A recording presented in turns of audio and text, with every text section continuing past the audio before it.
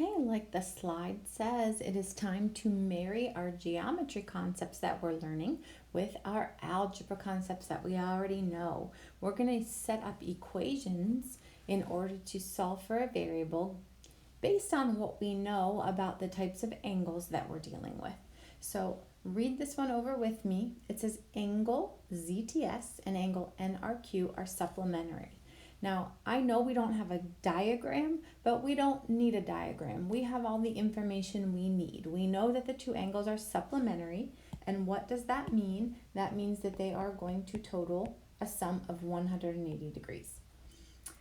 We are given that angle ZTS. Now, I see that there's an M in front, kiddos. All that means is measure. When there's an italicized M and then our angle, it's the measure of angle ZTS, and we have it here, is 6x minus 10 degrees.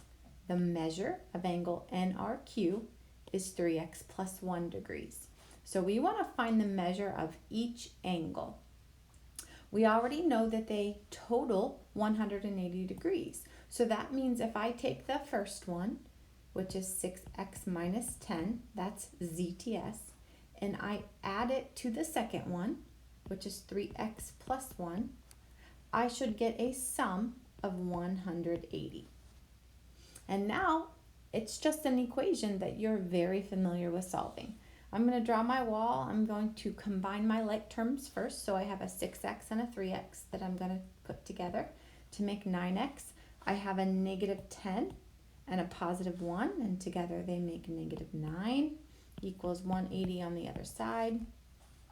I have to get rid of my constant by adding 9 to both sides. That leaves me with 9x equals 189. And last step, I'm going to divide by 9 to isolate x, and 189 divided by 9 is 21. So I know the value of x, although I did not actually answer the question that I was asked. The question asks us to find the measure of each angle. Well, we know that ZTS, the measure of ZTS, is 6x minus 10. So ZTS is 6x minus 10. If I know what x is now, I can plug in that value. I know that x is 21. So I can plug in a 21 for x. And now I'm ready to just figure out what angle ZTS is. And that's 6 times 21, which is 126, minus 10, so 116. So I now have found ZTS, it's 116 degrees. I also need the other angle, NRQ, and I know that it is 3x plus 1. And since I know the value of x, 3 times 21 plus 1, that would be 63 plus 1, which is 64 degrees.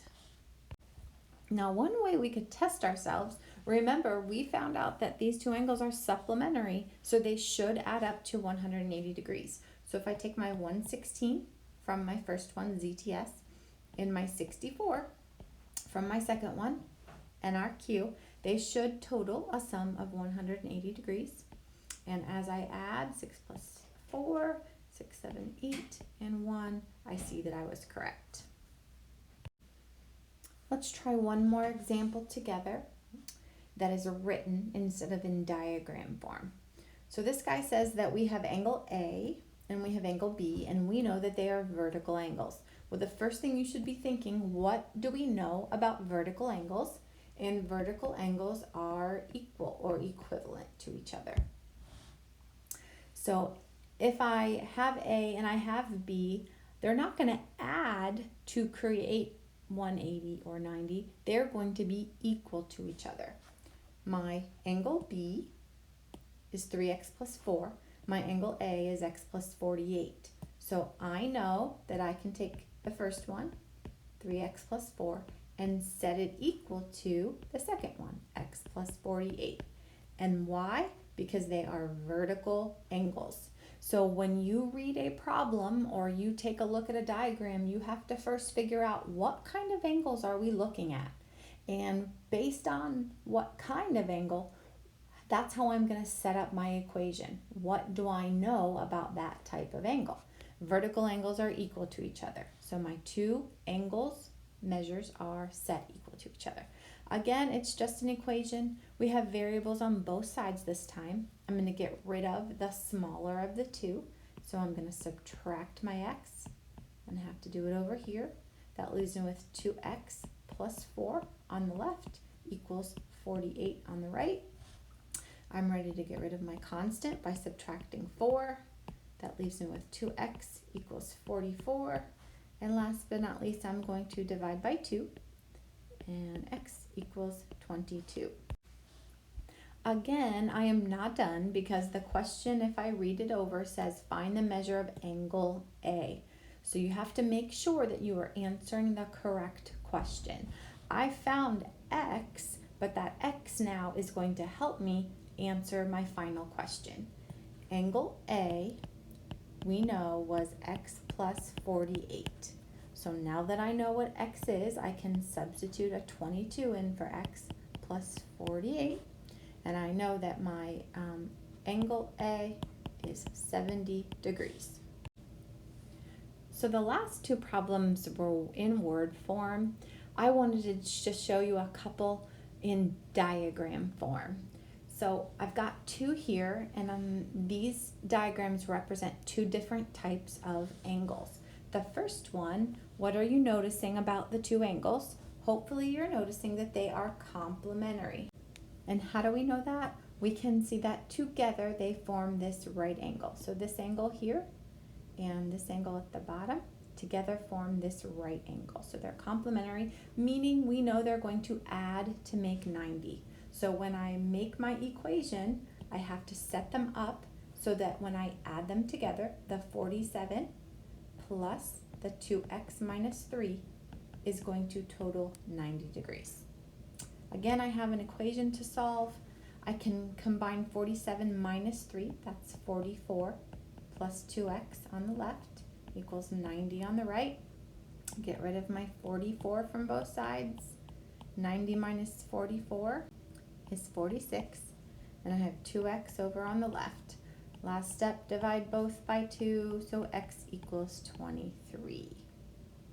Now we weren't given any other directions here, so we can stop there. We found the only thing we can assume that is wanted on this problem. If we wanted to, we could go back up and substitute our 23 up in for this x at the top to find out what that angle measured. Over here on the right, the second one, I don't have complementary angles. What kind of angles are those that are marked? Well, they are across from each other or opposite each other, so they are vertical angles. And what do we know about vertical angles? Vertical angles are equal. So I'm not going to add them together, I'm going to set them equal to each other. So now I have my equation set up correctly. I'm going to solve. I can add 3 to both sides. 3x equals 150. Divide by 3, and I found that my x equals 50. The only thing left to do, if I wanted to, I can take that x value and substitute it in at the top, and I can find out what that top angle really measures.